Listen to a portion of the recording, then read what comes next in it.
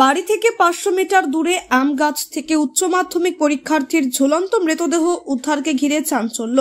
মানসিক অবসাদে আত্মঘাতী বলে অনুমান পরিবারের। গঙ্গারামপুর থানার শিববাড়ি এলাকার ঘটনার পর পুলিশ যুবকের মৃতদেহ উদ্ধার করে পুরো বিষয় খতিয়ে দেখছে।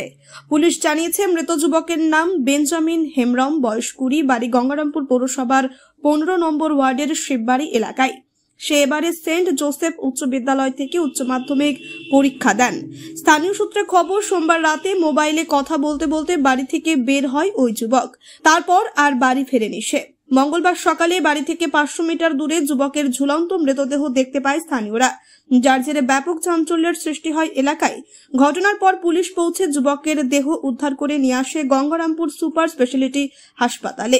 সেখানে কর্তব্যরত চিকিৎসক মৃত বলে ঘোষণা করে যুবককে। পুলিশ মৃতদেহ ময়নাতদন্তের জন্য সদর হাসপাতালে পাঠিয়ে পুরো ঘটনার তদন্ত শুরু করেছে। কেন সিদ্ধান্ত নিল কি জানতে পারলেন?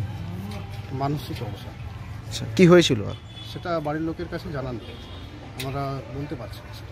আচ্ছা, আপনারা সকালে কি দেখলেন? আপনারা সকালে আমি যেটা দেখেছি শুনলাম, আমি তো একটা স্কুলে কাজ করি, তো আমি ফোনের মাধ্যমে জানলাম যে এরকম তোমার পরিবারের লোক সে ফাঁসি দিয়েছে।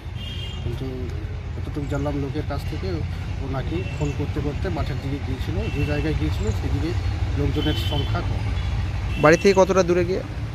মোটামুটি 50 কিলোমিটার, 500 মিটার। কি কোন গাছে ছিল? আম গাছের দাম। কি মনে করছেন তাহলে হঠাৎ করে এরকম কেন করলো? এটা মানসিক অবসাদেই বলতে পারে। তাছাড়া আমাদের বাড়ির লোকের কাছে তো কোনো খবর আসে না। কারোর সাথে কি প্রেম, কিছু ভালোবাসা কিছু করতো? সেটাও আমি বলতে পারছি না এই মুহূর্তে। যে মারা গেছে তার নাম কি? বেঞ্জামিন হেমব্রম। পড়াশোনা করতো? পড়াশোনা করতো, উচ্চ মাধ্যমিক পরীক্ষা দিয়েছে। কোন স্কুল থেকে? Saint Joseph high school, Gazipur Saint Joseph high school. ঠিক আছে দাদা, আপনার নামটা একটু? আমার নাম জনি মার্টি।